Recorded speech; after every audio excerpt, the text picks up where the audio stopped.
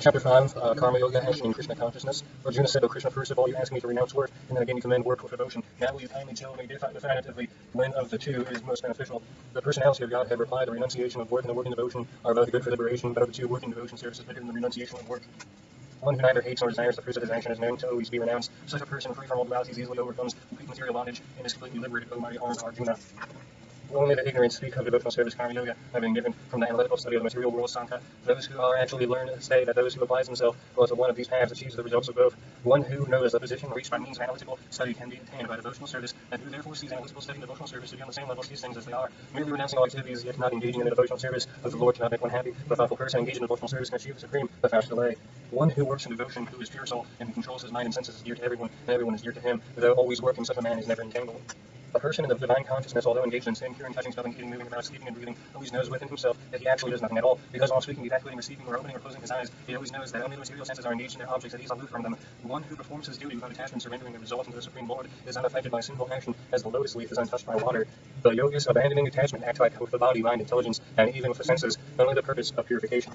The steadily devoted soul attains unadulterated peace because of the other results of all activities to me, whereas a person who is not in union with the divine, who is greedy for the fruits of his labor, becomes entangled. When the embodied living being controls his nature, mentally renounces all action, he resides happily in the city of 9 gates, the material body, neither working nor causing work to be done.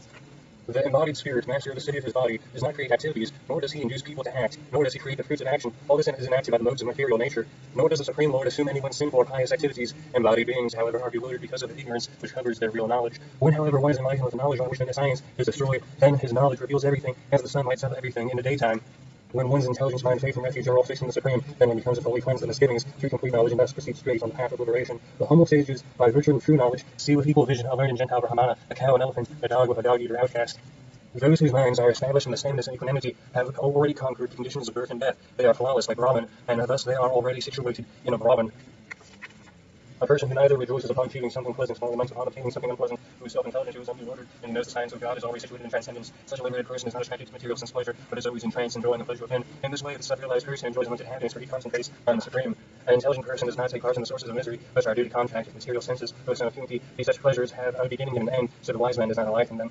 Before giving up the present body, if one is able to tolerate the urges of material senses and check the forces of desire and anger, he is well situated and is happy in the world. One whose happiness is within, who is active and rejoices within, and whose aim is inward, is actually the perfect mystic. He is liberated in supremeness, ultimately he attains the Supreme. Those who are beyond the dualities that arise from Taoists, whose minds are engaged within, who are always busy working for the welfare of all living beings, and who are free from all sins, achieve liberation in the Supreme. Those who are free from anger and all material desires, who are self-realized, self-disciplined, and constantly endeavoring for perfection, are assumed of liberation in the Supreme in the very near future. Shutting out all eternal sense objects, keeping the eyes and vision concentrated between the two eyebrows, and suspending the inward and outward reps within the nostrils, and controlling the mind, senses, and intelligence, the transcendentalist aiming at liberation becomes free from desire, fear, and anger. One who is always in the state is certainly liberated.